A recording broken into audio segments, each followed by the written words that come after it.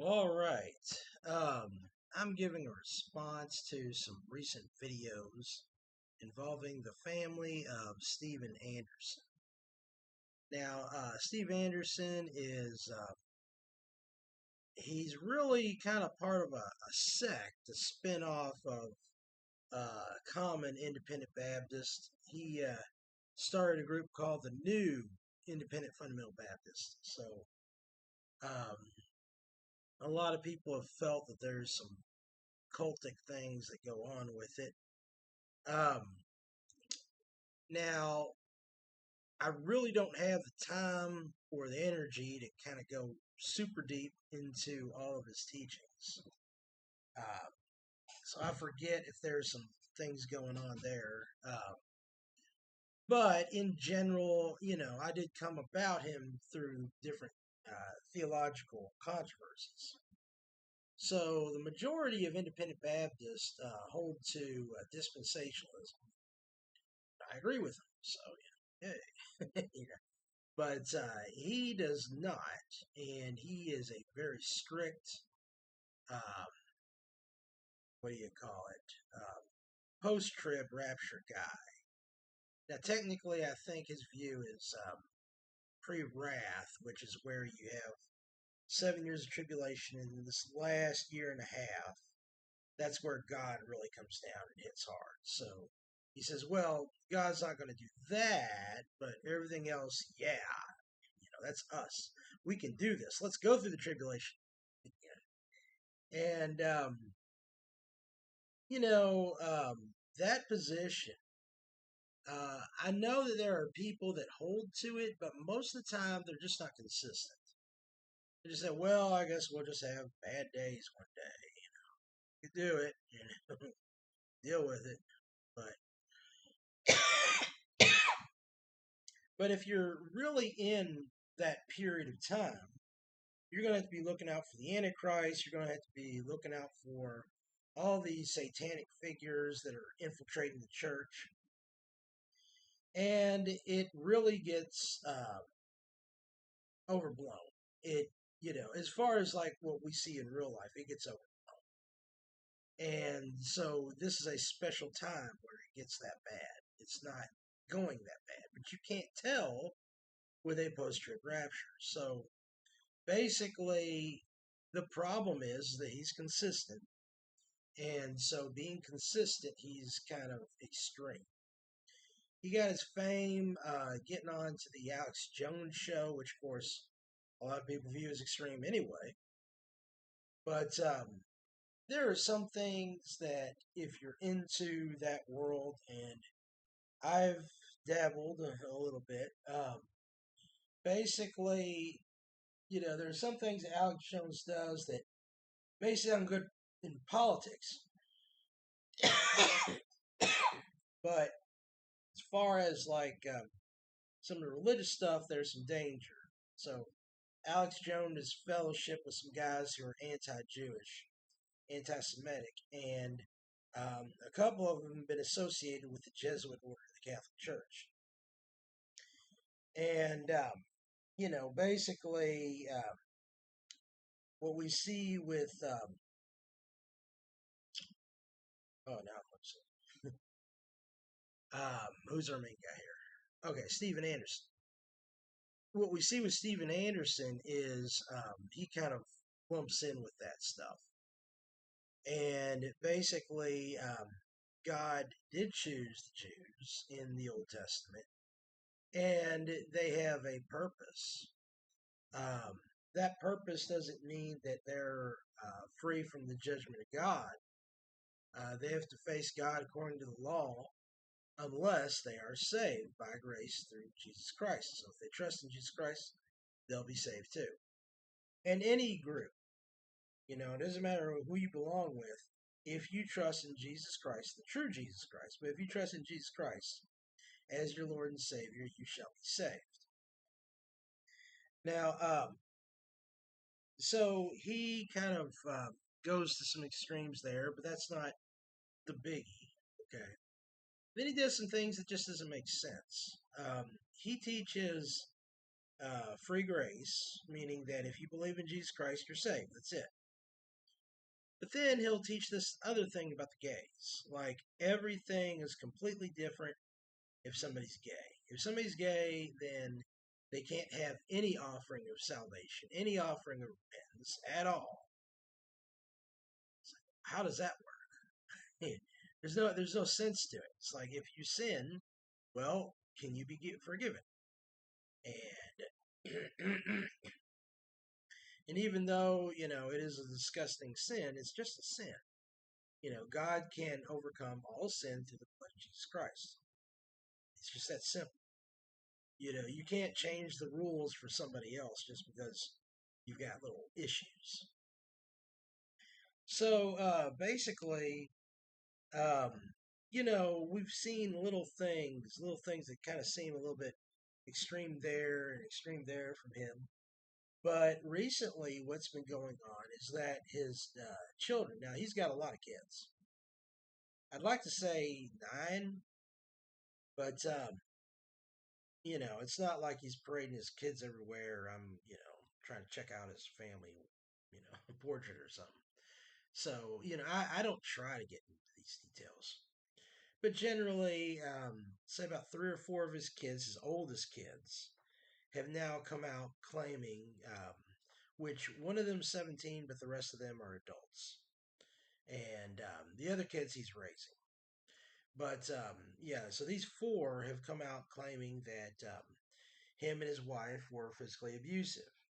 That Steve Anderson, had on one or two occasions abused his wife, and then generally they would use different tools or whatever to discipline them and go to extremes. And essentially, the 17-year-old girl couldn't take it no more, and she's run away from home.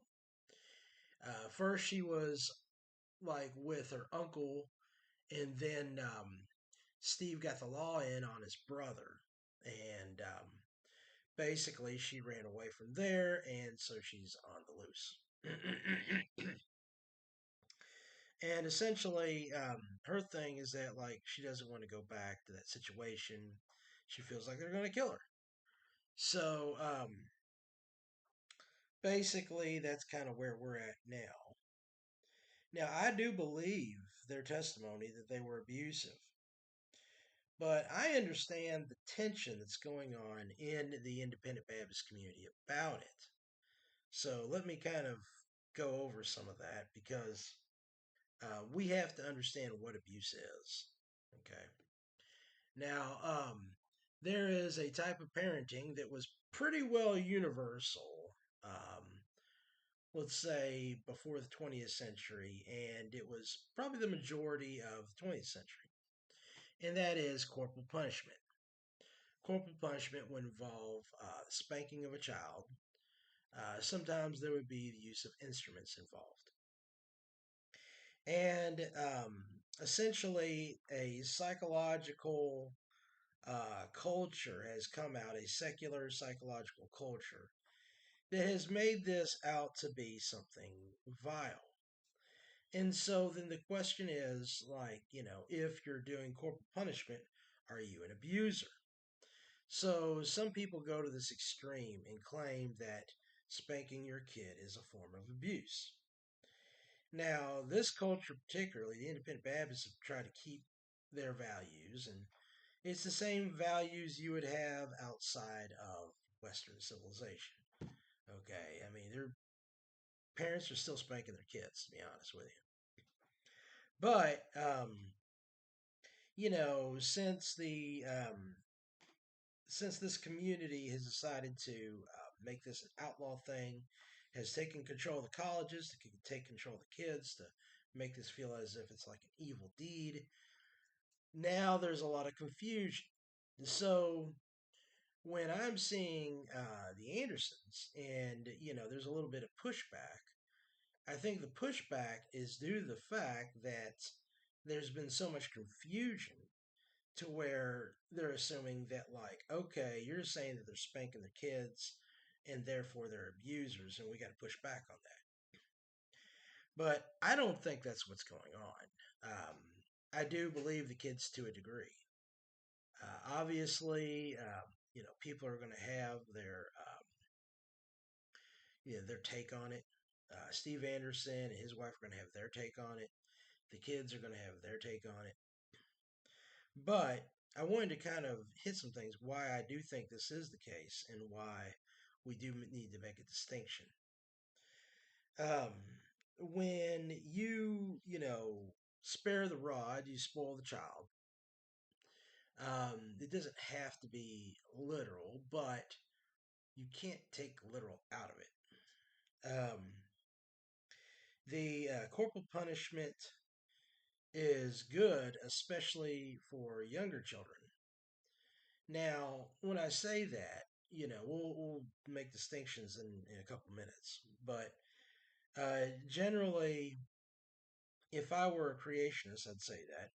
If I were an evolution, I'd still say that. Okay. Why? Because children are not deep intellectually, they're emotional creatures. And so, in order to get them to obey, they may not understand intellectual things. Oh, I'm going to take away your car. They don't have a car. You know, they understand things like an animal. Okay. And so, if I believe in evolution, I think that more. Okay. So basically, since they have a lower understanding, then a form of punishment which inflicts pain actually communicates better. So when we talk about corporal punishment, one of the issues is that what are you trying to do? Okay. Um, i in corporal punishment, are you trying to establish authority? Okay. And accountability leading to discipline? Or are you trying to hurt, harm, torture, and express hate? Okay, so if you are trying to, just get rid of your anger, that's bad. Okay, if you are trying to get back at them, that's not good either. Are you being sadistic? Do you like seeing them in pain? Do you want them to really feel it and make yourself tough? Those are very fleshly things. Okay. It's a very fleshly way of doing things, and it's not mature. How can you get your child to a position of maturity if you're not being mature? So, if we're looking at corporal punishment, it should be something to where you love your child and you simply want them to be obedient so they can get along in society. Okay. Our society now says no, parents can never spank their kids. And then the kids say, hey, now we can do crime. And then we say, well, let's call the cops. Oh no, the cops are being abusive to our kids. Why? Because you gave your kids over to people with guns. You know, there should be a place for parents to train their kids. And parents need to have those tools to allow that authority and discipline without having to use a gun or have a stranger use a gun. Okay? They're like, no, we should never do that to our kids. No, we should never do that to our teenagers. No, you shouldn't stop that criminal from slicing your daughter's throat. The thing is that there has to be a stopping point. And no, that stopping point does not need to be law enforcement. The stopping point should be the parents. So the parents should have tools to dispense that. Now, when we talk of that, the parent should not have a motivation to injure their kid. Okay. Now, typically, it's all about the rear. Okay. I mean, sometimes, some have thought of legs. And I think that one thing you have to understand is that there's different size youth and there's different size parents. So it's the little parents that might be looking at objects. The big parents, you got a hand. That's all you need. Okay. And it's not like I'm gonna karate chop. it's flat. Okay. And it is a shock. Okay. It's not a punch. It's not a strike. It's not a I mean, I know this stuff should be very easily understood. Okay. Um, the issue is if the kid is in a rage, okay, and they think they can do what they want. So, like, let's say your little boy is in a rage, all right, and then he kills your 3-year-old. Okay, you don't want that to happen. Okay, I'm gonna do what I want to do. No, you don't. Okay, so parts of the body that can feel pain but don't take much damage.